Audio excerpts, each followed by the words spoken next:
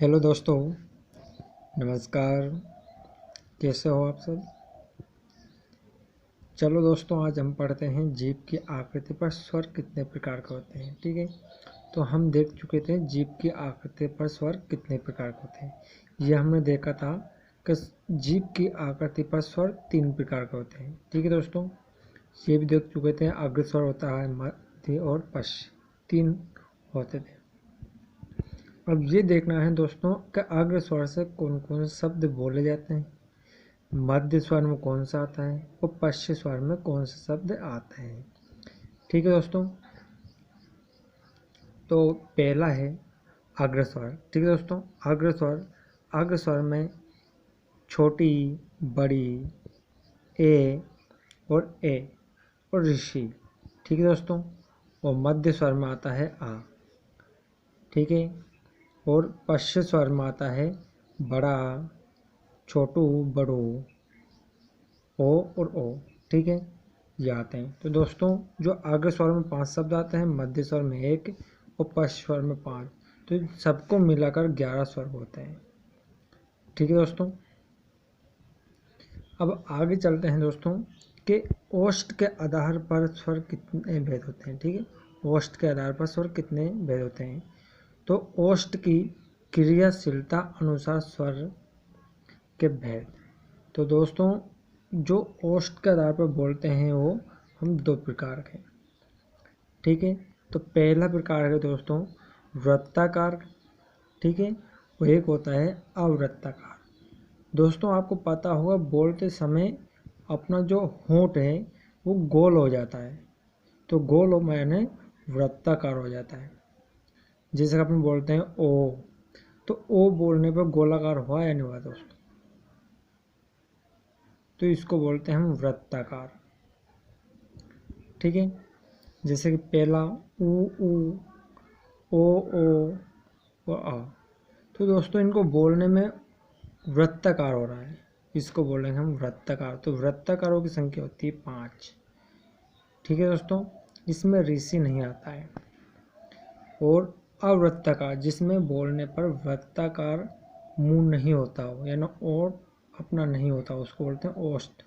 तो ई ए और आ। ठीक है, ये हो गया अवृत्ताकार। तो ये 6 होते हैं और वृत्ताकार 5 होते हैं। इनको तो आपसे पूछ सकते हैं दोस्तों को वृत्ताकार स्वर कितने होते हैं, तो 5। तो अवृत्ताकार स्वर कितने होते हैं, तो 6। ठीक है दोस्तों, ये छोटी चीज़ है और आपका यह डाउट क्लियर हो जाएगा कि स्वर कितने प्रकार के होते हैं, स्वर कौन से होते हैं, कौन से नहीं होते हैं, और किस आधार पर आपसे स्वर के पूछते हैं।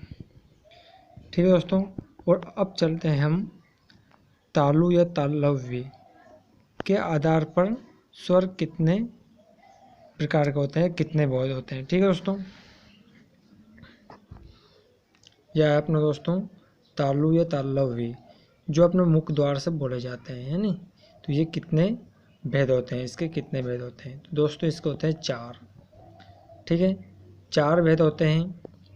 पहला होता है संवृत स्वर्ग और अर्ध संवृत स्वर, और ये होता है विवृत स्वर्ग, और एक होता है अर्ध विवृत स्वर। ठीक है दोस्तों, तो समवृत स्वर में कौन कौन शब्द आता है दोस्तों, छोटी, बड़ी, छोटू, बड़ू और ऋषि। ठीक है दोस्तों, और अर्ध समवृत व्रत आता है उसमें आ। विवृत स्वर में आता है ए और ओ, और अर्ध विवृत स्वर में आता है ऐनक, ओ और आ। ठीक है दोस्तों, अब चलते हैं दोस्तों स्वर के भेद। तो दोस्तों स्वर के भेद कितने होते हैं, दोस्तों स्वर के भेद मुख्यतः 2 होते हैं। तो 2 कौन कौन से होते हैं दोस्तों, देखिए। पहला होता है मूल स्वर और दूसरा होता है संधि स्वर। एक होता है मूल स्वर और एक होता है संधि स्वर। तो आपसे पूछ सकते हैं दोस्तों कि मूल स्वरों की संख्या कितनी होती है, तो वो होती है दोस्तों 4, आ, ई, उ और ऋषि। ठीक है दोस्तों, इसको ऋषि ना बोलते अपन री बोलते हैं इसको। रे। ठीक है, तो ये मूल शब्द जिन्हें बोलते हैं इनकी कोई किसी की सहायता से ना बोला जाए। जैसे दोस्तों ये आ है तो इसको आ नहीं बोलते हैं, इसको बोलते हैं अ, ई, उ, रे। तो इसको आधा अक्षर बोलते हैं अ। तो ये मूल है, स्वयं स्वतंत्र है और संधि स्वर में होता है कि जो किसी की मदद से बोला जाता है उसको बोलते हैं संधि स्वर। जैसे आ, ई, उ, ए, ओ, ओ। ठीक है, ये आ शब्द किससे मिलकर बना है दोस्तों? जैसे कि छोटा आ प्लस छोटा आ, ये बनकर बना है बड़ा आ। ठीक है, ये इस प्रकार से बना है, ये किसी और की मदद से बना है बड़ा आ। ठीक है, और मूल स्वर होता है वह एक स्वतंत्र स्वर होता है। तो आपसे पूछ सकते हैं इसमें कि मूल स्वरों की संख्या कितनी होती है? तो 4। संधि स्वरों की संख्या कितनी होती है? तो 7। ठीक है, अब आगे चलते हैं तो दोस्तों, संधि स्वर 2 प्रकार के होते हैं। अब संधि स्वर के 2 प्रकार के कौन कौन से होते हैं? दीर्घ स्वर और एक होता है संयुक्त स्वर। दीर्घ स्वर में आता है आ, ई, ओ। ठीक है, और संयुक्त स्वर में आता है ए, ओ और ओ। ठीक है दोस्तों, जो दीर्घ शब्द में है आ, तो आ शब्द बना है आ और आ, छोटा आ और छोटा आ मिलकर बड़ा आ बना है। ये ई है, ये छोटी और बड़ी मिलकर ई बना है। वो शब्द है छोटू और छोटू मिलकर बड़ो बना है। ये छोटू है, ये मात्रा नहीं इसमें। ये छोटी प्लस छोटी मिलकर बड़ी बना है और छोटू प्लस छोटू मिलकर बड़ो ऊ बना है। ठीक है दोस्तों, जैसे संयुक्त स्वर्ग में ए है, ये ए शब्द बना है दोस्तों आ प्लस ई, छोटी ई से बना ए, और आ प्लस ए से बना है बड़ी ए। आ प्लस ऊ से बना है ओ, और आ प्लस ओ से बना है ओ, औरत वाला। ठीक है, इसको बोलते हैं हम संयुक्त स्वर्ग।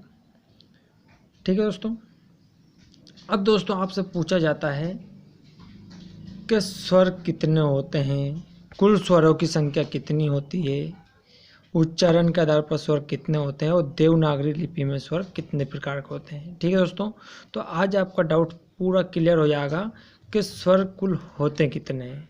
ठीक है, तो दोस्तों देखिए, आपसे पूछे स्वर की संख्या कितनी होती है।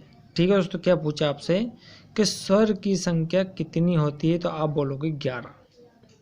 ठीक है, यदि आपसे बोले कि कुल स्वरों की संख्या कितनी होती है, तो आप बताओगे यहाँ पर 13। ठीक है दोस्तों, इसमें ये अयोग्य वह स्वर होते हैं आ, अम और आहा, ये जुड़ चुका है अम और आ। ठीक है, अयोग्य वह, इसमें अयोग्य वह प्लस हो गया है एक, ये अम और ये आ वाला। ठीक है दोस्तों, अब उच्चारण के आधार पर स्वर की संख्या कितनी होती है? ये होती है 10। कितनी होती है दोस्तों? 10। ये उच्चारण के आधार पर 10 होता है। इसमें जो ऋषि वाला होता है इसको बोलते हैं रे। जो ऋषि वाला शब्द है इसको हम नहीं लेते हैं स्वर में। ठीक है, और आपसे बोले दोस्तों कि देवनागरी लिपि में स्वर में, देवनागरी लिपि में कितने स्वर होते हैं? तो देवनागरी लिपि में कितने होते हैं स्वर दोस्तों? 14 होते हैं। अब दोस्तों आपको पता होगा 14 कैसे होते हैं। जिसे आपको पता नहीं हो तो देखो, जिसे अपन लिखते हैं आ और आ, ये एक जोड़ा बना, और ई का एक जोड़ा बना, ऊ और ऊ का एक जोड़ा बनता है। जैसे जो ऋषि शब्द है, इस ऋषि शब्द का भी एक जोड़ा बनेगा, इसमें एक और साथ में होगा। ठीक है, इसको और ए वाले शब्द को।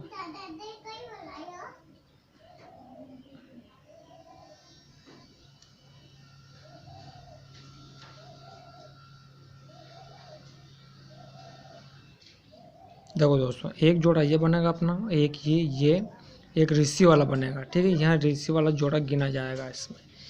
ठीक है, ये एक जोड़ा बनेगा, ये जैसे कुल 7 जोड़ा आया, तो कुल वो शब्द हो जाएगा 14।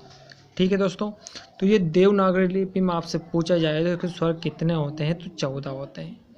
ठीक है दोस्तों, आज आपका डाउट क्लियर हो गया होगा कि स्वर कितने होते हैं, देवनागरी में कितने होते हैं, कुल कितने होते हैं, उच्चारण के आधार पर कितने होते हैं, ये आपको सब पता चल गया। मूल स्वर कितने होते हैं, ठीक है दोस्तों, मूल स्वर कितने होते हैं, संधि स्वर कितने होते हैं, जीभ के आधार पर स्वर कितने होते हैं, जाति के आधार पर कितने होते हैं, मात्राओं के आधार या उच्चारण या समय के आधार पर स्वर कितने होते हैं, ये आपको पता चल गया होगा। ठीक है दोस्तों, यदि वीडियो अच्छा लगा दोस्तों, आप इसको प्लीज़ लाइक और सब्सक्राइब जरूर करें।